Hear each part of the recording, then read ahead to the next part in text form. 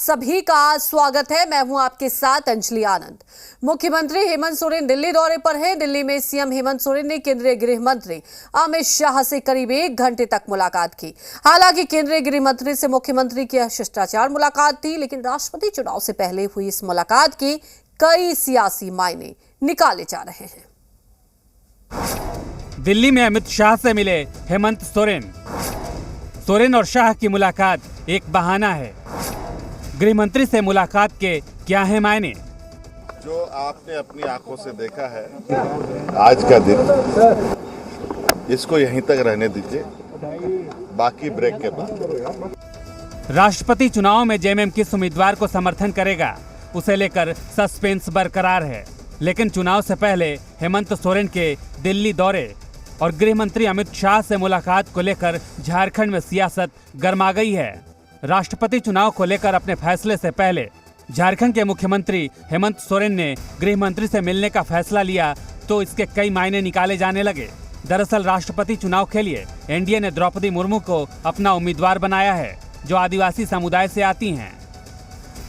देखिए, बोलने वालों का तो मुंह नहीं बंद किया जा सकता है, लेकिन लोकतंत्र में एक मुख्यमंत्री अपने देश के गृह मंत्री से मिलता है तो कई एक उसके मुद्दे हो सकते हैं और हैं भी। विचार करना चाहिए उसको। और हेमंत सोरेन जो है ट्राइबल क्षेत्र का प्रतिनिधित्व करते हैं और हमारे अभी जो राष्ट्रपति का उम्मीदवार है, निश्चित रूप से उसको सपोर्ट करना चाहिए।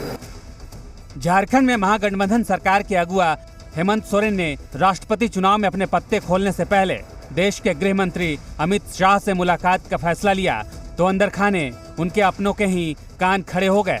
चर्चा यहाँ तक होने लगी कि क्या ये मुलाकात दोनों दलों के बीच की दूरी को कम करेगी और दोनों दल को करीब लाएगी। ऐसा इसलिए क्योंकि पहले भी झारखंड में जेएमएम और बीजेपी के तालमेल से गठबंधन की सरकारें चली है।